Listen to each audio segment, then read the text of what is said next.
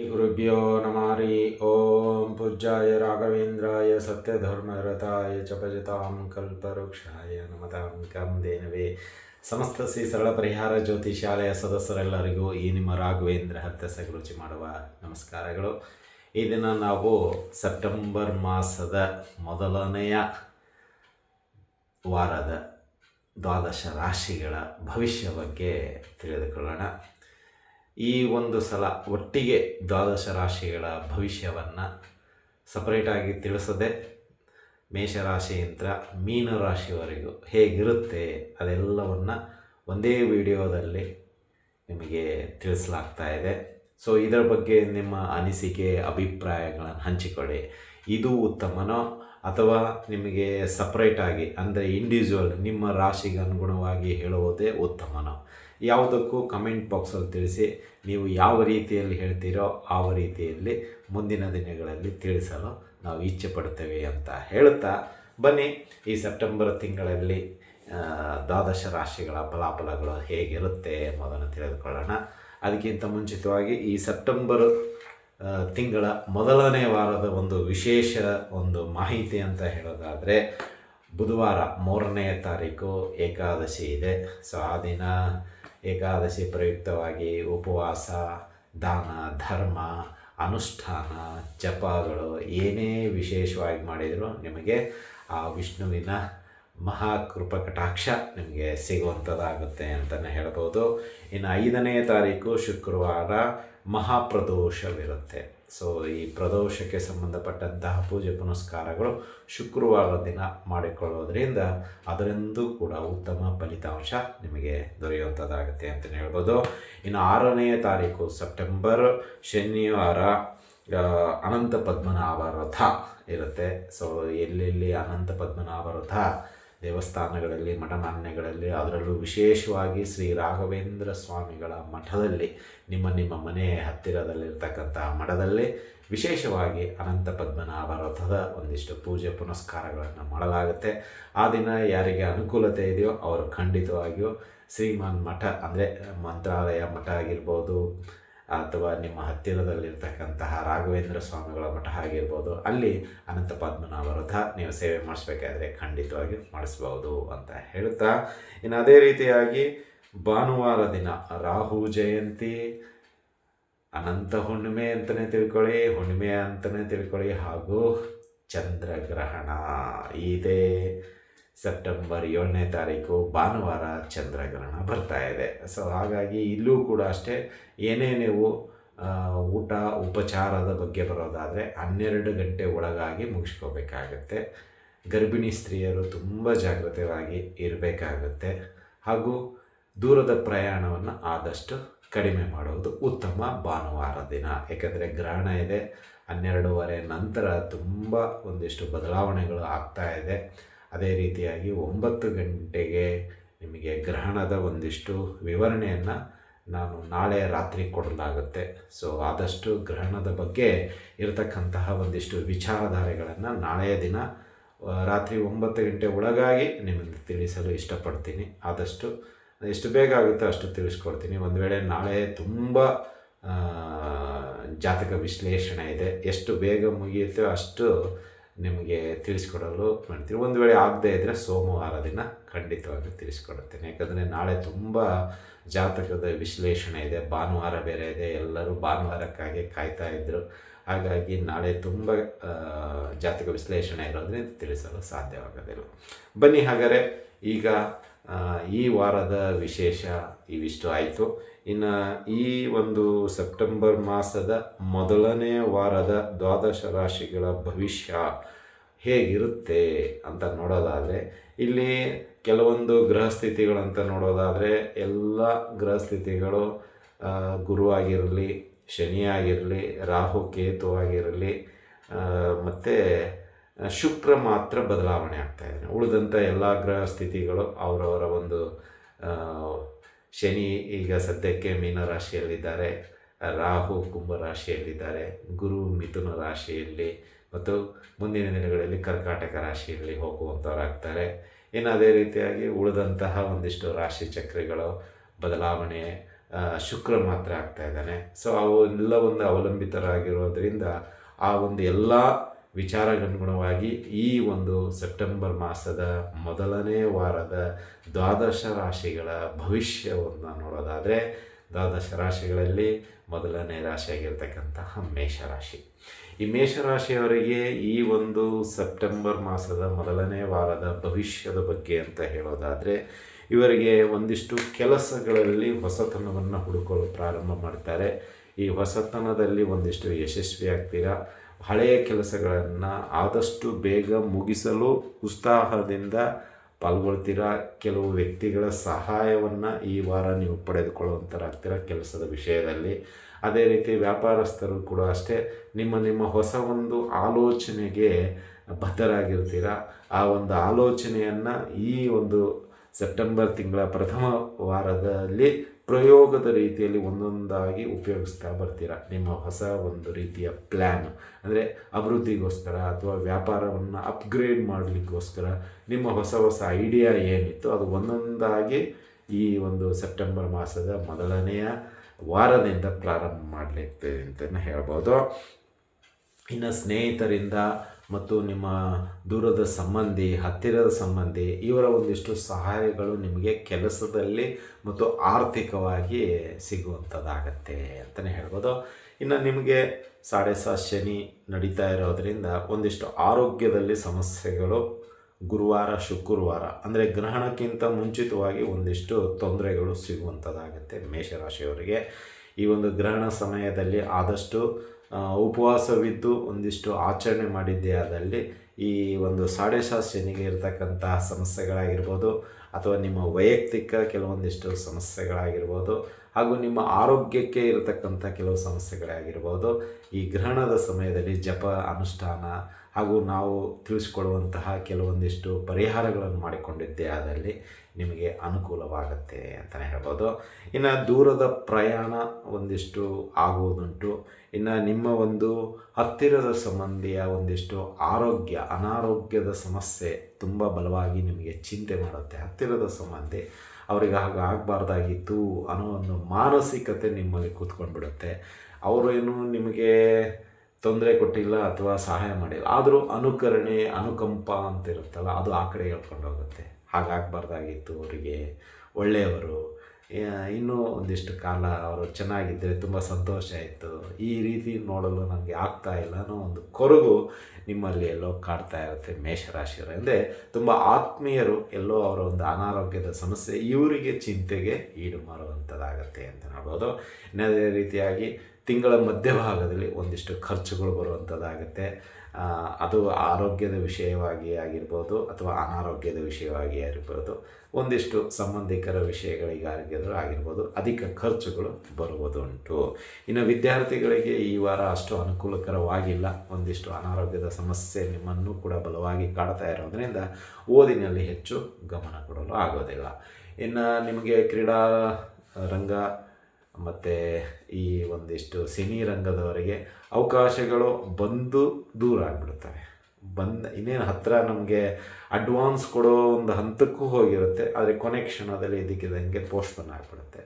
So ಹಾಗಾಗಿ ನಿಮಗೆ ಬಂದಿರತಕ್ಕಂಥ ಅವಕಾಶ ಸ್ವಲ್ಪ ಮತ್ತೆ ಎಲ್ಲೋ ದೂರ ಪೋಸ್ಟ್ಪೋನ್ ಆಗುವಂಥ ಅವಕಾಶಗಳು ಜಾಸ್ತಿ ಇದೆ ಈ ಸಿನಿ ರಂಗ ಕ್ರೀಡಾ ರಂಗದವರಿಗೆ. ಇನ್ನು ನೀವು ಯಾರು ವಕೀಲ ವೃತ್ತಿಯನ್ನು ಪ್ರಾರಂಭ ಮಾಡ್ತಾ ಇದ್ದೀರೋ ಅಥವಾ ಪ್ರಾರಂಭದಲ್ಲಿ ಇದ್ದೀರೋ ಅಥವಾ ಪ್ರಾರಂಭಿಸಿದ್ದೀರೋ ಅವರಿಗೆ ಈ ವಾರ ತುಂಬ ಅನುಕೂಲತೆ ಇದೆ. ನಿಮಗೆ ಒಳ್ಳೆಯ ಕೇಸುಗಳು ಬರುವಂಥದ್ದಾಗ್ಬೋದು ಅಥವಾ ಅದರಲ್ಲಿ ಸಿಕ್ಕಂಥ ಒಂದಿಷ್ಟು ಕೆಲಸದಿಂದ ನಿಮಗೆ ಒಳ್ಳೆಯ ಅಭಿವೃದ್ಧಿ ಆಗುವಂಥದ್ದಾಗುತ್ತೆ ಅಂತಲೇ ಹೇಳ್ಬೋದು. ಅದೇ ರೀತಿ ಮಹಿಳೆಯರಿಗೆ ಹೇಳೋದಾದರೆ, ಮಾತೆಯರಿಗೆ ಈ ವಾರ ಸ್ವಲ್ಪ ಆರೋಗ್ಯದ ಬಗ್ಗೆ ಆದಷ್ಟು ಗಮನ ಕೊಡಿ.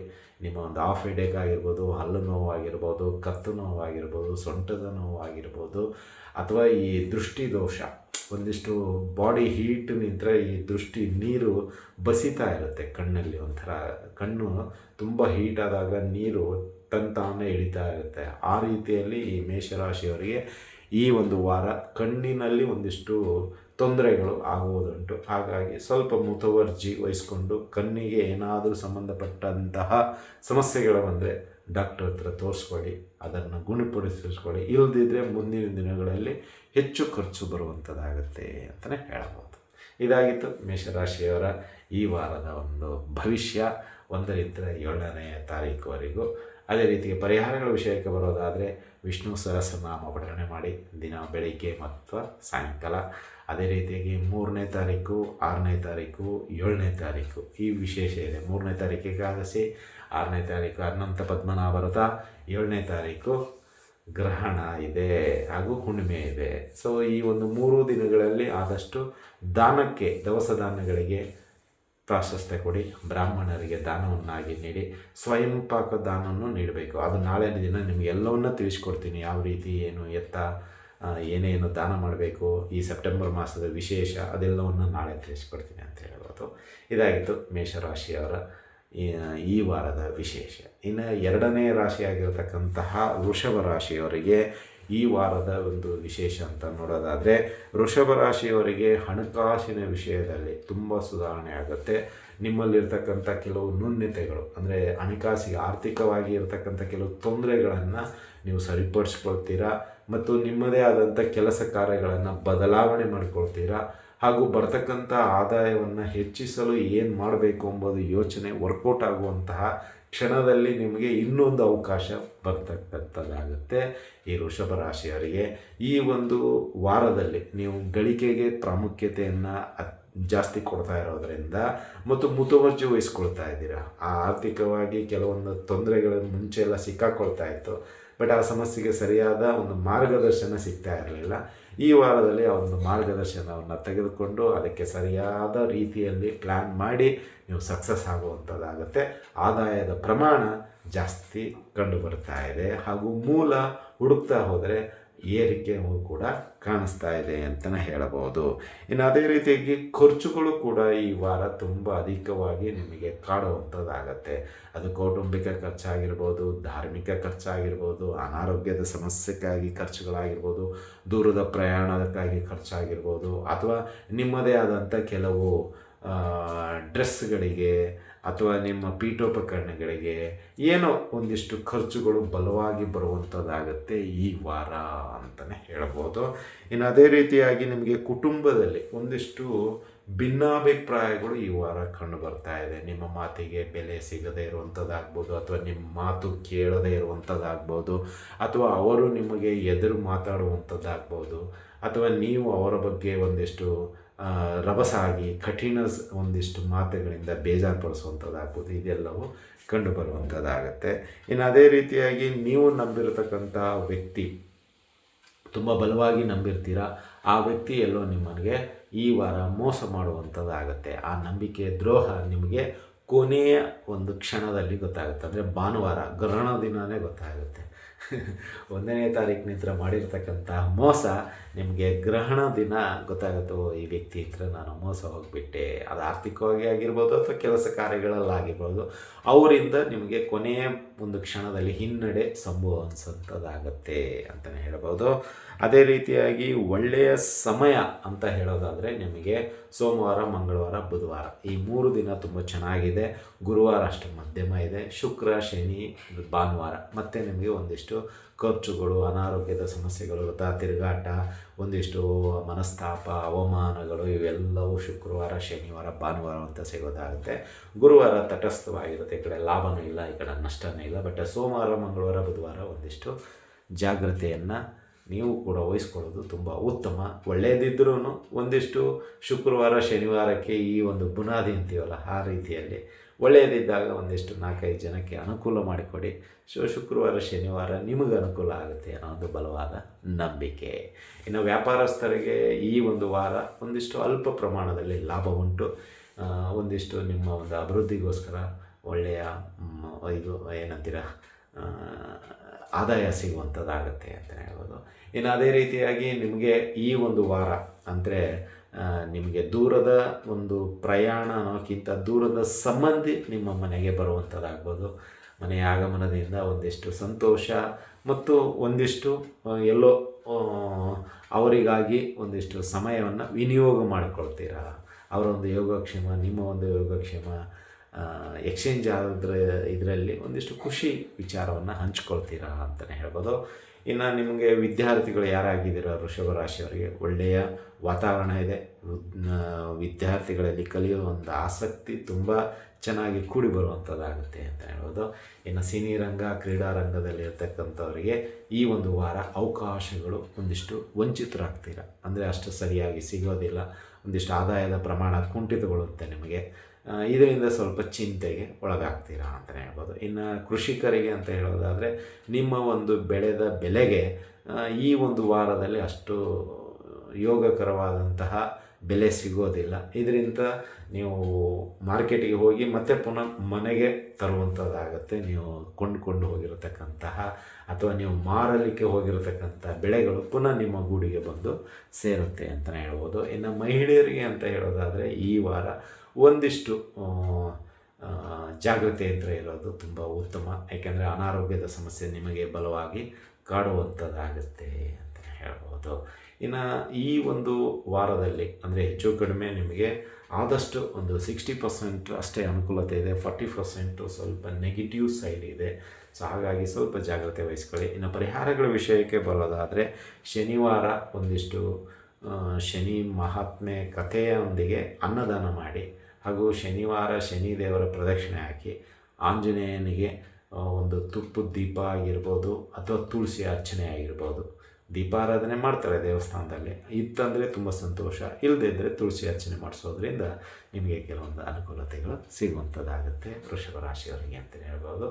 ಇದಾಗಿತ್ತು ವೃಷಭ ರಾಶಿಯವರ ಈ ವಾರದ ಭವಿಷ್ಯ. ಇನ್ನು ದ್ವಾದಶ ರಾಶಿಗಳಲ್ಲಿ 3ನೇ ರಾಶಿಯಾಗಿರತಕ್ಕಂತಹ ಮಿಥುನ ರಾಶಿ. ಈ ಮಿಥುನ ರಾಶಿಯವರಿಗೆ ಈ ವಾರ ಅಂದರೆ ಈ ಒಂದು ಸೆಪ್ಟೆಂಬರ್ ಮೊದಲನೇ ವಾರ 1ರಿಂದ 7ನೇ ತಾರೀಕು ಹೇಗಿರುತ್ತೆ ಎಂಬುದನ್ನು ನೋಡೋದಾದರೆ ನಿಮಗೆ ಈ ಒಂದು ವಾರ ಒಂದಿಷ್ಟು ಕಲಿಕೆಯಲ್ಲಿ ತುಂಬ ಆಸಕ್ತಿ ವಹಿಸ್ಕೊಳ್ತೀರಾ. ಹೊಸ ಹೊಸ ವಿಷಯನ ಕಲಿತೀರಾ. ಹೊಸ ಲ್ಯಾಂಗ್ವೇಜ್ ಅಂದರೆ ಭಾಷೆಗಳನ್ನು ಕಲಿಯಲು ತುಂಬ ಆಸಕ್ತಿ ಇರುತ್ತೆ. ಏನೋ ತೆಲುಗು ಬಂದರೆ ಕನ್ನಡ, ಇನ್ನೂ ಒಂದಿಷ್ಟು ಪ್ರಬುದ್ಧಮಾನಕ್ಕೆ ತೆಗೆದುಕೊಂಡು ಹೋಗೋದು, ಅಥವಾ ತಮಿಳು ಅಥವಾ ಮರಾಠಿ ಅಥವಾ ಹಿಂದಿ, ಇಂಗ್ಲೀಷು ಅಥವಾ ಇನ್ನಿತರ ಮಲಯಾಳಿ, ಈ ರೀತಿ ಕೆಲವೊಂದು ಗೊತ್ತಿಲ್ಲದ ಭಾಷೆಗಳಲ್ಲಿ ಕಲಿಯಲು ಆಸಕ್ತಿ ಈ ವಾರ ಎಲ್ಲಿಲ್ಲದಾಗೆ ಬಂದ್ಬಿಡುತ್ತೆ ಇದ್ದಕ್ಕಿದ್ದಂಗೆ. ಸೊ ಕಲಿಯಲು ಒಳ್ಳೆಯ ಅವಕಾಶ ಈ ವಾರ ನಿಮಗೆ ಸಿಗ್ತಾ ಇರೋದರಿಂದ ಅದರಲ್ಲಿ ಮೊದಲನೇ ಆಯ್ಕೆ ಭಾಷೆ ಹೇಗೆ ಹೊಸ ವಿಷಯನ ಕಲಿತ್ಕೊಳ್ಳಲು ಅನುಕೂಲ ಮಾಡಿಕೊಡುತ್ತೆ ಅನ್ನೋದು ನಿಮಗೆ ಮುಂದಿನ ದಿನಗಳಲ್ಲಿ ಗೊತ್ತಾಗುತ್ತೆ. ಇನ್ನು ಅದೇ ರೀತಿಯಾಗಿ ನಿಮಗೆ ಹೊಸ ಹೊಸ ವಿಷಯಗಳಿಗೆ ಕಲಿಕೆ, ಈ ಭಾಷೆ ಕಲಿಯೋದಲ್ಲದೆ ಇನ್ನೊಂದಿಷ್ಟು ಯಾವುದಾದ್ರೂ ಮೊಬೈಲ್ ಬಗ್ಗೆ ಆಗಿರ್ಬೋದು, ಸಾಫ್ಟ್ವೇರ್ ಬಗ್ಗೆ ಆಗಿರ್ಬೋದು, ಹಾರ್ಡ್ವೇರ್ ಬಗ್ಗೆ ಆಗಿರ್ಬೋದು, ಅಥವಾ ನಿಮ್ಮ ಪ್ರೊಫೆಷ್ನಲ್ಲಿ ಅಥವಾ ಬಿಸ್ನೆಸ್ಸಿಗೆ ಸಂಬಂಧಪಟ್ಟಂತೆ ಕೆಲವೊಂದು ವಿಷಯಗಳಿರುತ್ತೆ. ಕಲಿಯೋದು ತುಂಬ ಇದೆ. ಈಗ ನಾವು ಕಲ್ತಿರೋದು ಒಂದಿಷ್ಟು ಸಾಸಿವೆ ಕಾಳಷ್ಟೇ, ಕಲಿಯೋದು ಸಿಕ್ಕಾಪಟ್ಟೆ ಇದೆ. ಹಾಗಾಗಿ ಅದಕ್ಕೆ ಯಾವುದೇ ವಯಸ್ಸು ಎಂಥದ್ದು ಇಲ್ಲ. ಆದರೆ ಮಿಥುನ ರಾಶಿಯವರಿಗೆ ಈ ವಾರ ಮಾತ್ರ ತುಂಬ ಕಲಿಕೆಗೆ ಒಳ್ಳೆಯ ಅವಕಾಶ ಸಿಗ್ತಾ ಇದೆ. ಅದರಲ್ಲೂ ವಿದ್ಯಾರ್ಥಿಗಳಿಗೂ ಕೂಡ ತುಂಬ ಒಳ್ಳೆಯ ಅವಕಾಶ ಇದೆ. ಸೊ ಓದಿನಲ್ಲಿ ಆದಷ್ಟು ಆಸಕ್ತಿ ವಹಿಸ್ಕೊಳ್ಳಿ. ಎಷ್ಟು ಸಾಧ್ಯ ಆಗುತ್ತೆ ಅಷ್ಟು ಈ ವಾರ ಓದಿ ಹೊಸ ಹೊಸ ವಿಷಯಗಳನ್ನು ಕಲ್ತ್ಕೊಳ್ಳಿ ಅಂತಲೂ ಹೇಳ್ಬೋದು. ಇನ್ನು ಅದೇ ರೀತಿಯಾಗಿ ಕೆಲಸದಲ್ಲಿ ಒಂದಿಷ್ಟು ತುಂಬ ಯೋಗಕರ ಕೂಡಿ ಬರುವಂಥದ್ದಾಗುತ್ತೆ ಮಿಥುನ ರಾಶಿಯವರಿಗೆ. ಅಂದರೆ ನೀವು ಆಗಸ್ಟಲ್ಲಿ ಮಾಡಿರ್ತಕ್ಕಂಥ ಕೆಲಸಕ್ಕೆ ಸೆಪ್ಟೆಂಬರ್ ಮೊದಲನೇ ವಾರ ಒಂದಿಷ್ಟು ಸುಲಭ ರೀತಿಯಲ್ಲಿ ಕೆಲಸಗಳು ಸಕ್ಸಸ್ ಆಗ್ತಾ ಇರುತ್ತೆ. ತನ್ಪಡಿತ ಅನ್ನೋದು ಮೂವ್ ಆಗ್ತಾ ಇರುತ್ತೆ. ಬಟ್ ಹೆಸರು ಮಾತ್ರ ನಿಮಗೆ ಒಳ್ಳೆಯ ರೀತಿಯಲ್ಲಿ ಬರುವಂಥದ್ದಾಗುತ್ತೆ ಮಿಥುನ ರಾಶಿ ಜಾತಕರಿಗೆ ಸೆಪ್ಟೆಂಬರ್ ಮೊದಲನೇ ವಾರ. ಇನ್ನು ವೃತ್ತಿ ಆಯಿತು, ವ್ಯಾಪಾರದಲ್ಲಿ ಅಂತ ಹೇಳೋದಾದರೆ ನಿಮಗೆ ವ್ಯಾಪಾರ ತುಂಬ ಕೈ ಹಿಡಿಯುವಂಥದ್ದಾಗುತ್ತೆ ಈ ವಾರ. ಅಧಿಕ ಲಾಭವನ್ನು ಗಳಿಸ್ತೀರಾ. ಹೊಸ ಹೊಸ ಆಯ್ಕೆಗಳನ್ನು ಮಾಡಿಕೊಳ್ಳೋದಲ್ಲದೆ ಕಲಿಕೆಯಲ್ಲಿ ಆಸಕ್ತಿ ವಹಿಸ್ತಾ ಇರೋದ್ರಿಂದ ಎಲ್ಲೋ ಆ ಕಲಿಕೆ ಪ್ರಾರಂಭ ಮಾಡಿದ್ದಕ್ಕೂ ಈ ವ್ಯಾಪಾರ ಕ್ಲಿಕ್ ಆಗೋದಕ್ಕೂ ಎರಡು ಮ್ಯಾಚ್ ಆಗೋಗ್ಬಿಡುತ್ತೆ. ಹೀಗಾಗಿ ನಿಮಗೆ ಒಂದಿಷ್ಟು ಲಾಭಿನ ಅಂಶ ಜಾಸ್ತಿ ಸಿಗುವಂಥದ್ದಾಗತ್ತೆ ಅಂತಲೇ ಹೇಳ್ಬೋದು. ಇನ್ನು ಒಂದು ನಿಮಗೆ ಗುರುವಾರ ಮತ್ತು ಶನಿವಾರ, ಗುರು ಮತ್ತು ಶನಿ ಈ 2 ದಿನ ಆರೋಗ್ಯದಲ್ಲಿ ಒಂದಿಷ್ಟು ಡಿಸ್ಟರ್ಬೆನ್ಸ್ ಇರುತ್ತೆ. ಎಲ್ಲೋ ಸ್ವಲ್ಪ ನಿಮಗೆ ಡೈಜೆಷನ್ ಪ್ರಾಬ್ಲಮ್ ಆಗ್ಬೋದು, ಅಥವಾ ಈ ಕಣ್ಣಿಗೆ ಸಂಬಂಧಪಟ್ಟಂತೆ ಒಂದಿಷ್ಟು ಉರಿ ಅಥವಾ ಏನೋ ಒಂದಿಷ್ಟು ಮಸಕು ರೀತಿಯಲ್ಲಿ ಏನೋ ಕಣ್ಣಿನ ದೋಷ ಈ ಗುರುವಾರ ಮತ್ತು ಶನಿವಾರ ಈ 2 ದಿನ ಕಂಡುಬರುವಂಥದ್ದಾಗುತ್ತೆ. ಆ ದಿನ ಆದಷ್ಟು ಸ್ವಲ್ಪ ಜಾಗ್ರತೆಯಿಂದ ಇರಿ. ಹೊರಗಡೆ ಹೋಗಬೇಕಾದ್ರೆ ಒಂದಿಷ್ಟು ಏನಾದರೂ ಸ್ಪೆಕ್ಸ್ ಈ ರೀತಿಯಲ್ಲಿ ಅಥವಾ ಕೂಲಿಂಗ್ ಗ್ಲಾಸ್ ಅಂತಿರಲ್ಲ ಹಾಕಿಕೊಂಡು ಹೋಗೋದು ತುಂಬ ಉತ್ತಮ. ಅಥವಾ ಈ ಹೊರಗಡೆ ಹೋದಾಗ ಡಸ್ಟ್ ಅಲರ್ಜಿ ಅಂದರೆ ಕಣ್ಣೊಳಗೆ ಏನಾದರೂ ಡಸ್ಟ್ ಸಿಕ್ಕಾಕೊಂಡ್ರೆ ಒಂದಿಷ್ಟು ತೊಂದರೆಗಳು ನಿಮಗೆ ಗುರುವಾರ ಮತ್ತು ಶನಿವಾರ ಸಿಗುವಂಥದ್ದಾಗುತ್ತೆ ಅಂತಲೇ ಹೇಳ್ಬೋದು. ಇನ್ನು ನಿಮಗೆ ಅದೇ ರೀತಿಯಾಗಿ ಕೆಲವೊಮ್ಮೆ ಈ ಆಫ್ ಹೆಡ್ಡೇಕು ಅಥವಾ ಹೆಡ್ಡೇಕು ಅಥವಾ ಒಂದಿಷ್ಟು ನಿದ್ರೆ ಬರದೇ ಇರುವಂತಹ ಒಂದಿಷ್ಟು ದಿನಗಳು ಈ ವಾರದಲ್ಲಿ ನಿಮಗೆ ಕಾಡುವಂಥದ್ದಾಗುತ್ತೆ. ಅಂದರೆ ಎಷ್ಟು ನೀವು ಪ್ರಯತ್ನ ಪಟ್ಟರೂ ಅದು ನಿದ್ದೆ ಬರೋದೇ ಇಲ್ಲ ಅಂತಲೇ ಹೇಳ್ಬೋದು. ಅಂದರೆ ಅಷ್ಟು ನಿಮಗೆ ಪದೇ ಪದೇ ತೊಂದರೆ ಕೊಡ್ತಾ ಇರುತ್ತೆ ಈ ನಿದ್ದೆಯಲ್ಲಿ ಅಂತಲೇ ಹೇಳ್ಬೋದು. ಹಾಗಾಗಿ ಸ್ವಲ್ಪ ಈ ನಿದ್ರೆಗೆ ಸಂಬಂಧಪಟ್ಟಂತೆ ಸ್ವಲ್ಪ ಹುಷಾರಾಗಿ ನೋಡಿ, ಎಷ್ಟು ಸಾಧ್ಯ ಆಗುತ್ತೋ ಅಷ್ಟು ಪ್ರಯತ್ನ ಪಡಿ. ಆಗದೇ ಇದ್ದಾಗ ಡಾಕ್ಟರ್ ಹತ್ರ ಹೋಗಿ ಕನ್ಸಲ್ಟ್ ಮಾಡ್ಕೊಳ್ಳಿ.